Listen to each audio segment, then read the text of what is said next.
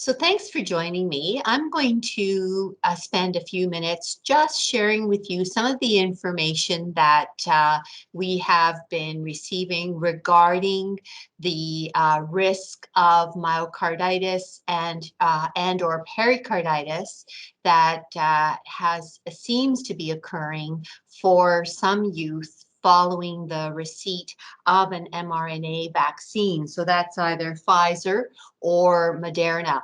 But let's start by talking a little bit about what these things are. What is myocarditis? What is pericarditis? Well, itis is an inflammation, and the myocardium is the muscle of the heart. So here you can see on the slide the thick layer called the myocardium. That's the muscle that pumps in the heart.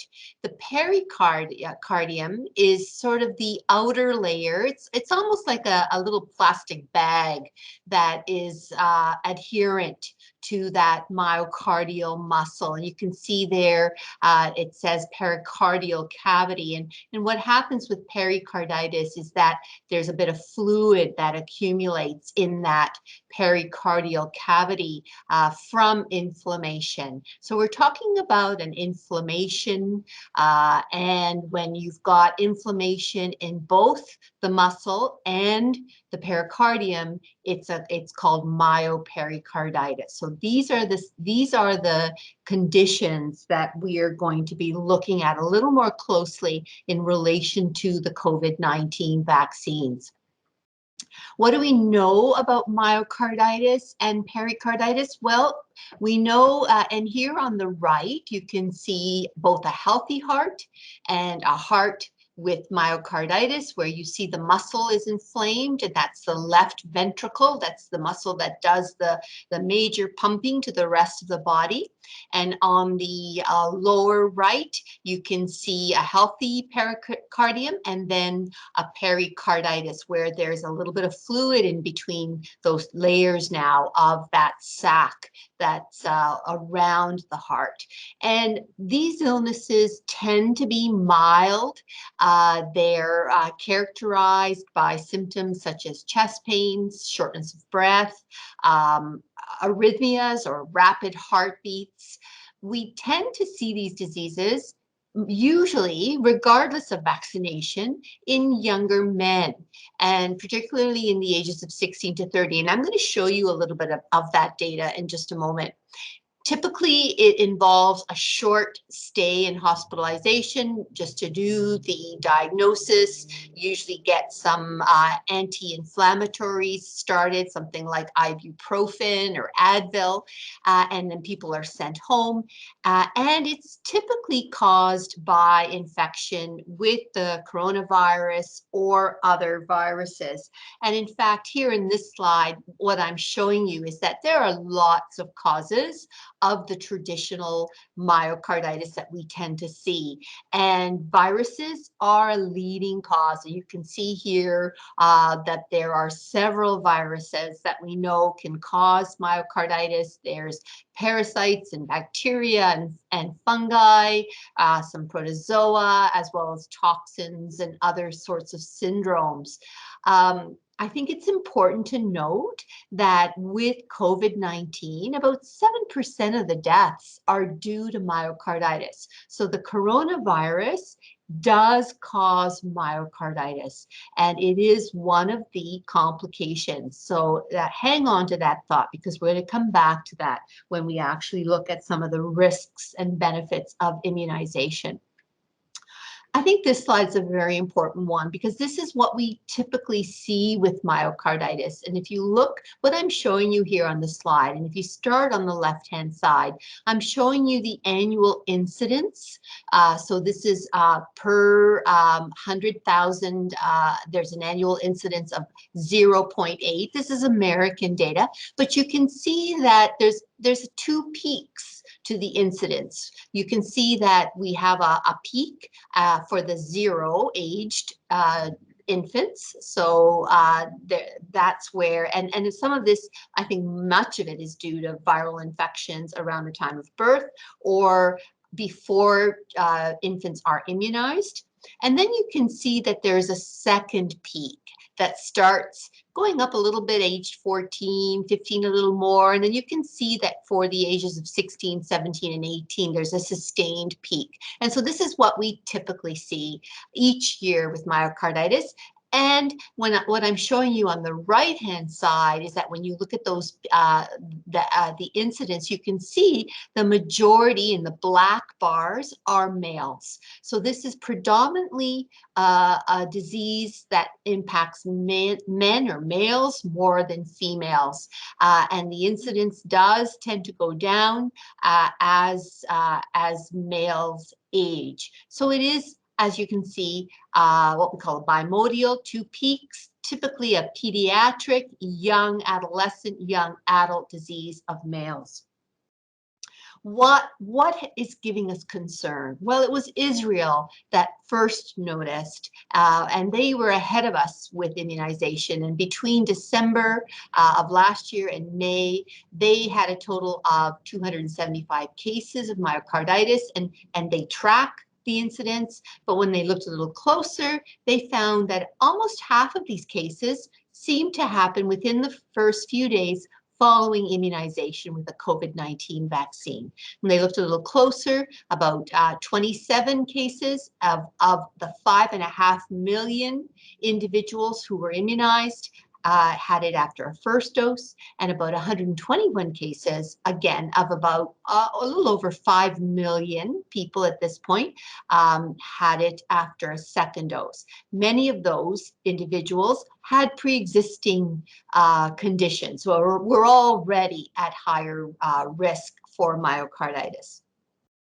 The next thing, so what the bottom line for Israel is that for them, they noted that this complication, if it actually is linked to immunization, seems to occur mostly in younger men aged 16 to 19, and usually after the second dose. And when they looked, most of the cases had a hospitalization of up to 4 days, and 95% were considered to be mild cases.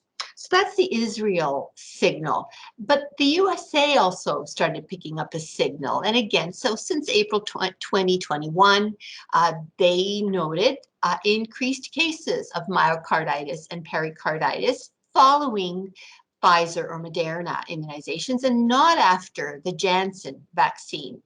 So this seems to be with the messenger RNA vaccines. In most cases, the symptoms were very mild and responded very well to medications. Again, they also noticed it was predominantly in men 16 years of age and older. I think the median age was 19. And that in spite of this, the CDC continues to recommend COVID-19 for everyone 12 years of age and over, given that the risk from COVID for illness, hospitalizations, deaths, including deaths from myocarditis, still far outweigh the risk of immunization. But they did take a deeper dive, and it was their advisory committee on immunization practices, or ACIP, that had a meeting on June 21st, and they looked at all the data from the US, and they noted that, you know, typically they saw a rate of 4.4 cases of myocarditis per million following the first dose in the first 21 days. But when they looked at the second dose, that jumped to a rate of 12.6. So it tripled. Still very low, 12 cases per million, but there did seem to be a safety signal. This does seem to be real and seems to be related to the vaccines. They still, the actual etiology or cause is still not clear, but there seems to be a risk. And again, after their deeper dive, they also concluded that clearly the benefits still outweigh the risks for COVID-19 vaccination in adolescents and young adults. We're going to take a closer look at the data. This is the actual presentation that was shared at that ACIP meeting, and these are the presenters, Dr. Wallace and Dr. Oliver.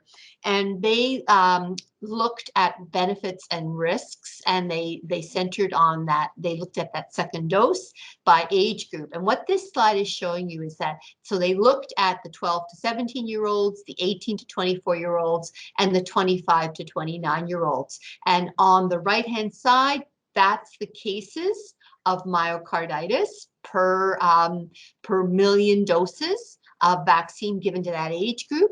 And then on the left, you can see all of the COVID-associated hospitalizations that were prevented per million in that same age group. So it gives you a sense of the size of the benefits and the size of the risks. But so let's look again a little more closely at that. So for females and males aged 12 to 17, here are the actual calculations based on American data. And what you can see, if you focus in on the right-hand side, is that this looks like, again, mostly males. You can see that the myocarditis cases in this age group per million doses was 56 to 69, but you can also see that in return for the immunization, they were able to prevent close to 6,000 cases of COVID-19 in this age group, over 200 hospitalizations prevented, over 71 ICU admissions prevented, and 2 deaths prevented. And that's clearly the case as well on the left-hand side with the females who aren't experiencing the same risk of myocarditis. They looked again at the ages 18 to 24, and similar pattern. Here you see again females, very low cases, but for the males, definitely higher. They have experienced more cases per million, 45 to 56 cases. And then here are all the risks that would be prevented per million with that vaccination. So here again, you see 12,000 cases, 530 hospitalizations, 127 ICU admissions, and 3 deaths prevented versus the 45 to 56 cases of myocarditis. For the older group, again, this is looking to be less common in this older group. So once you get into the 20s, and remember where myocarditis peaks is in the younger males. So we're now over that peak, and you can see though still a slightly increased risk of myocarditis, but here an even more of a benefit, because here you're actually preventing 13 deaths by immunizing every million males aged 24 to 29.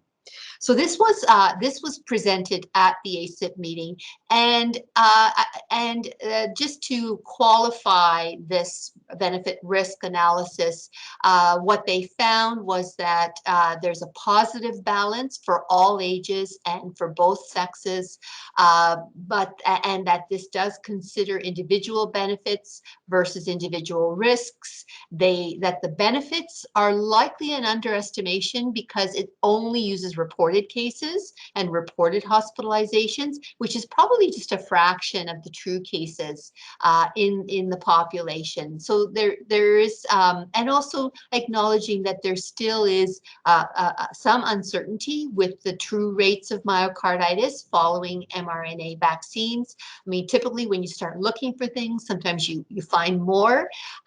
They also found that that the balance of risk and benefits varied by both age and sex, and that they had less data to work with for the 12 to 15-year-olds just because they hadn't been immunizing that group as long.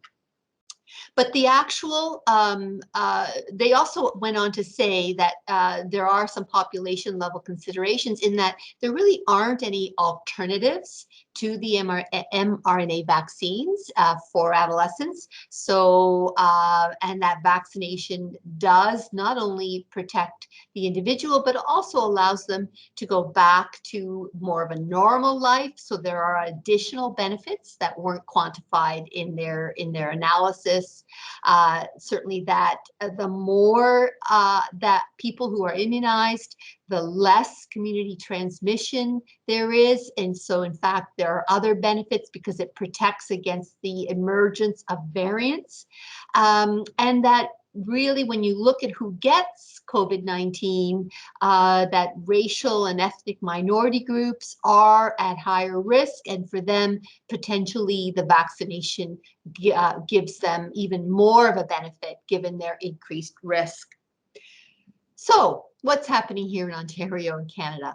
Well, as part of our ongoing COVID-19 safety monitoring, both the Public Health Agency of Canada and Health Canada monitor very closely any reports of myocarditis and pericarditis that are being submitted following COVID-19 vaccination.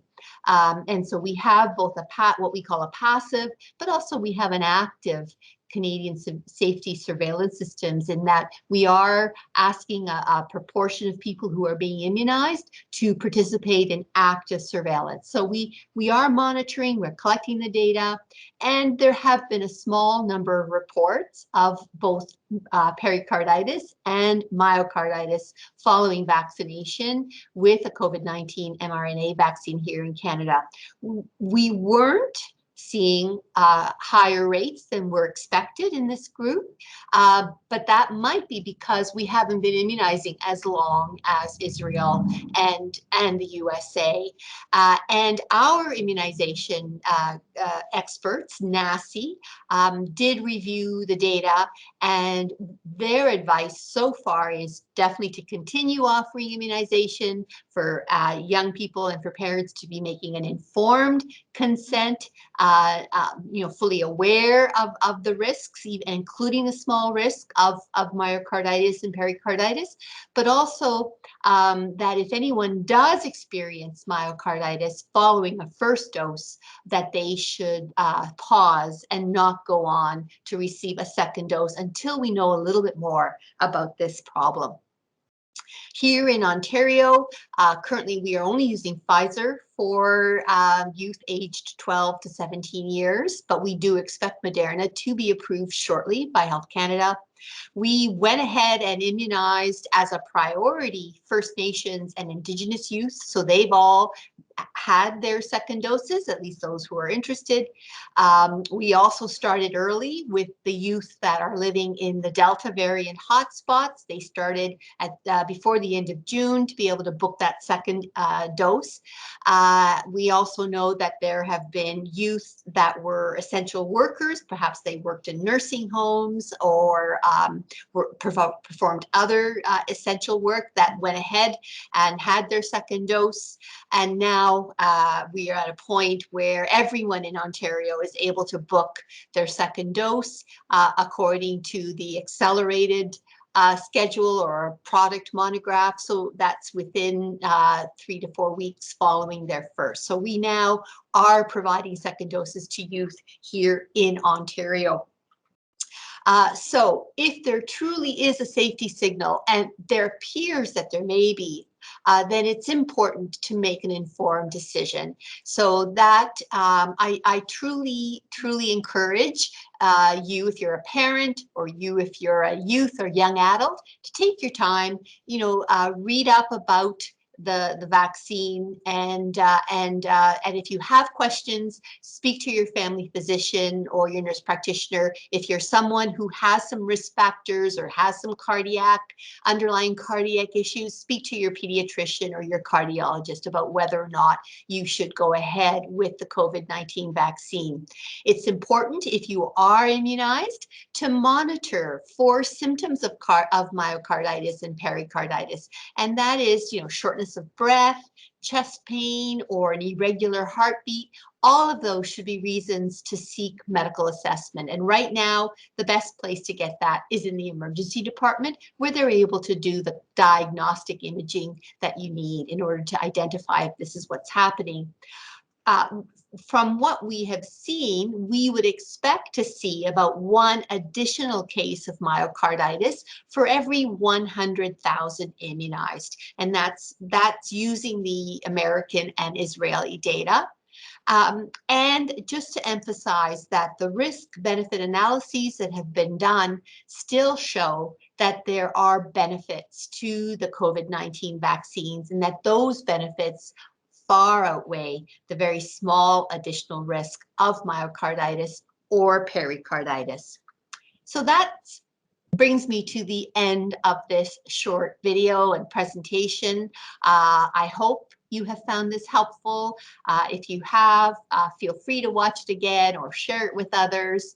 What we want is a healthy future for all of our young people, our young adults, our children, and certainly there's no doubt in my mind that immunization offers them the best protection against COVID-19, but that it is important that you make an informed choice, an informed decision, and so that you can choose what's best for your child or for yourself.